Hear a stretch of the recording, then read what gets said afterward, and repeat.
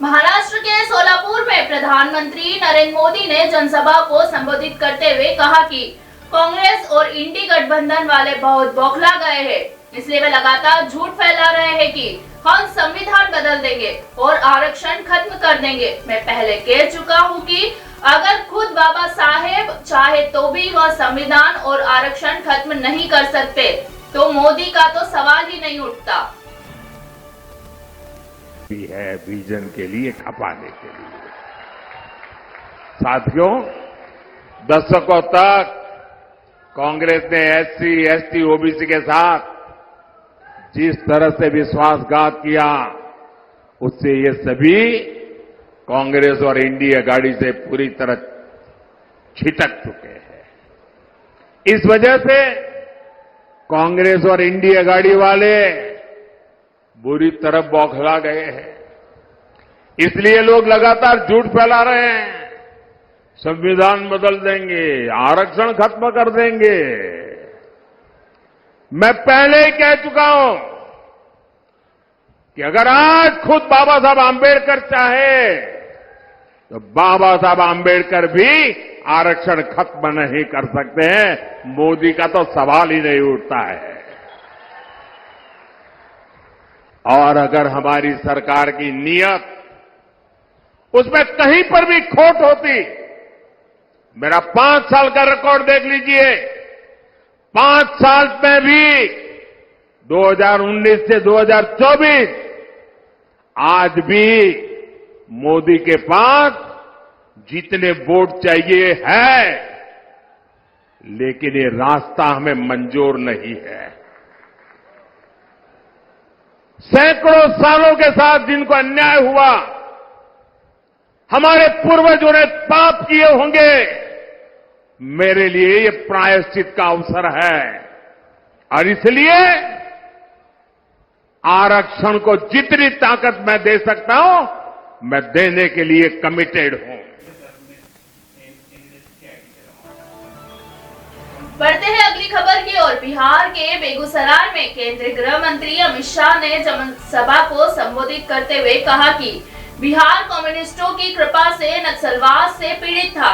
इसी क्षेत्र में सैकड़ों युवा मारे गए। पीएम मोदी ने पूरे बिहार और झारखंड को नक्सलवाद से मुक्त करने का काम किया है। उन्होंने यहां हड़ताल, हत्या, आतंकवाद का सफाया किया है।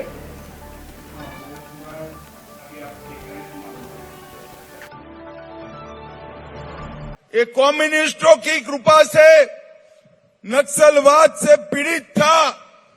यही क्षेत्र में सैकड़ों युवा मारे गए। मोदी जी ने पूरे बिहार और झारखंड को नक्सलवाद से मुक्त करने का काम किया है। भाइयों बहनों, मोदी जी ने यहां से हड़ताल, हत्या, अपराध, आतंकवाद, इस सब का सफाया। गुजरात। बढ़ते हैं खबर की ओर। गुजरात के पाटन में कांग्रेस नेता राहुल गांधी ने जनसभा को संबोधित करते हुए कहा कि बीजेपी के लोग कहते हैं कि हम आरक्षण खत्म कर देंगे, फिर बयान आते हैं कि हम आरक्षण के खिलाफ नहीं है। आरक्षण का मतलब है देश में गरीबों, आदिवासियों, पिछड़ों की भागीदारी होगी। आरक्षण को खत्म करने का तरीका निजीकरण, अग्निवीर है।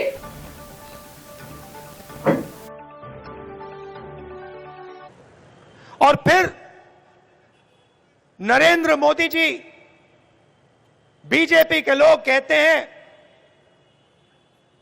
हम आरक्षण को खत्म कर देंगे।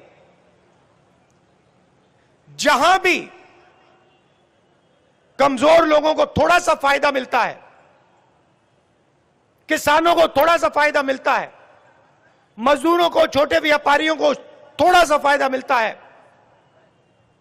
वहां ये लोग, उनका ध्यान चला जाता है, उसको बंद करने की कोशिश करते हैं।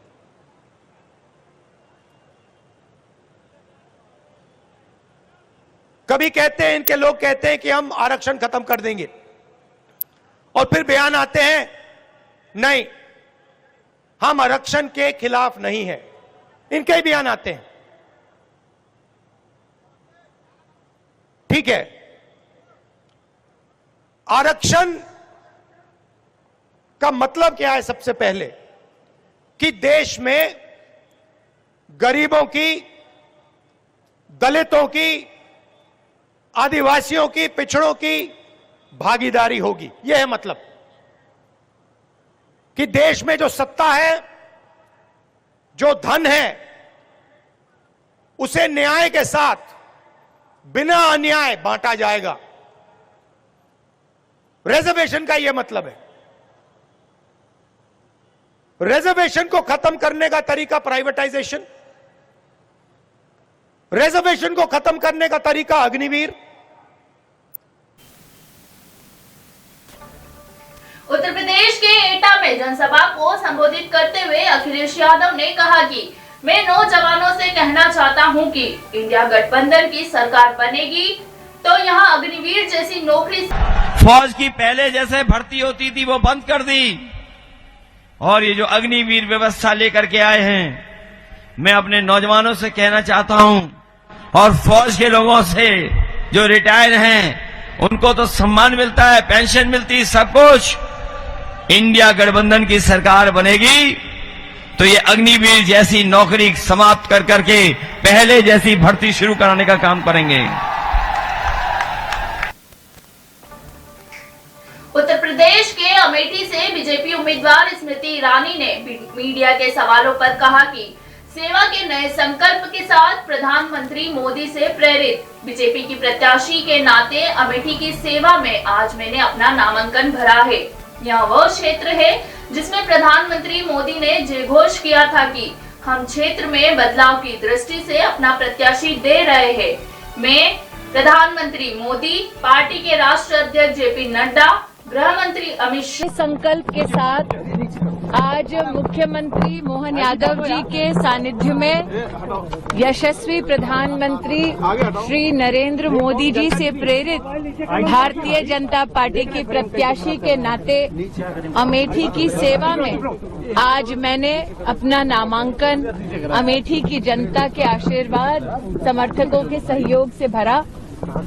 ये वो क्षेत्र है जिसमें माननीय प्रधानमंत्री जी ने जयघोष किया था कि हम क्षेत्र में बदलाव की दृष्टि से अपना प्रत्याशी दे रहे हैं। इन 5 वर्षों में जो अमेठी को सेवा का मौका इस लोकसभा क्षेत्र में मिला, हमने 1,14,000 घर प्रधानमंत्री जी के दिशा निर्देश में बनते देखे।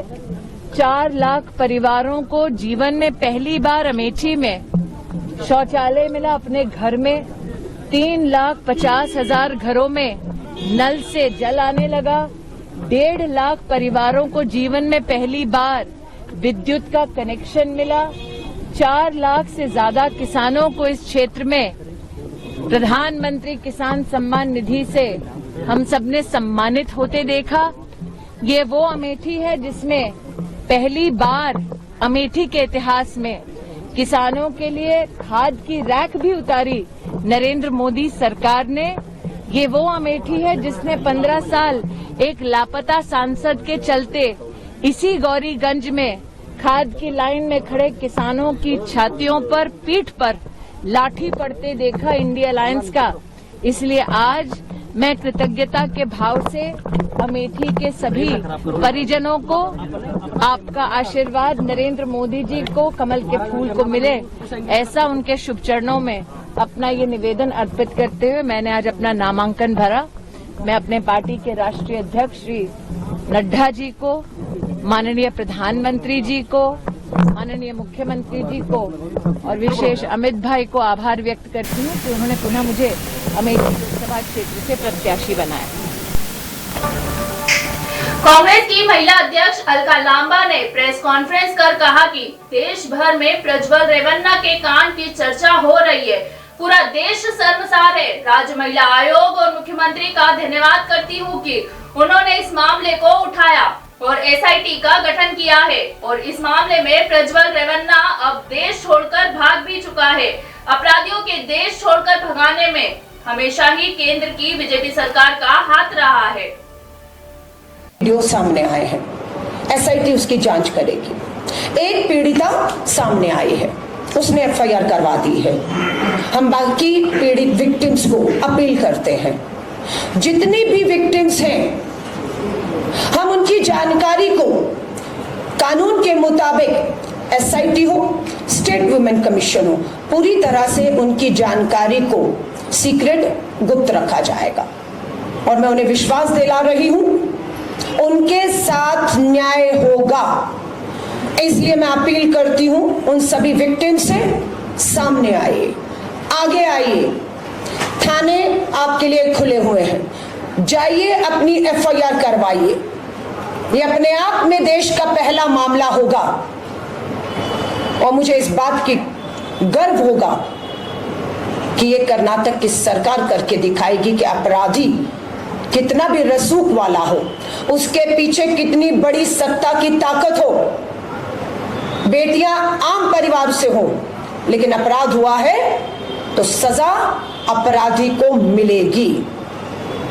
और वो सख्त से सख्त सजा सिटिंग सांसद को हो, ये और भी जरूरी इसलिए हो जाता है क्योंकि अपराध देश में, मैंने जैसे कहा, 25 राज्य लगभग होकर आ रहे हों। महिलाओं के प्रति अपराध, यौन उत्पीड़न, बलात्कार, अत्याचार बढ़ चुके हैं। न्याय नहीं मिल रहा है भाजपा की खास तौर से डबल इंजन की सरकारों में। कारण क्या है? हमने कारण जानना चाहा कि भाजपा की डबल इंजन की सरकार, बेटी बचाओ का नारा, अपराध बढ़ रहा है, न्याय क्यों नहीं है? समझ आया, न्याय इसलिए नहीं है क्योंकि अपराध करने वाला या तो सत्ता में भागीदारी है, या तो वो विधायक है, या वो सांसद है, या वो संदीप सिंह की तरह मंत्री है। या तो अपराधी सत्ता में भागीदारी है और या फिर सत्ता का संरक्षण, प्रोटेक्शन उन्हें मिल रहा है। ये दो कारण हैं, दो रीजन है जिसकी वजह से न्याय नहीं हो रहा है।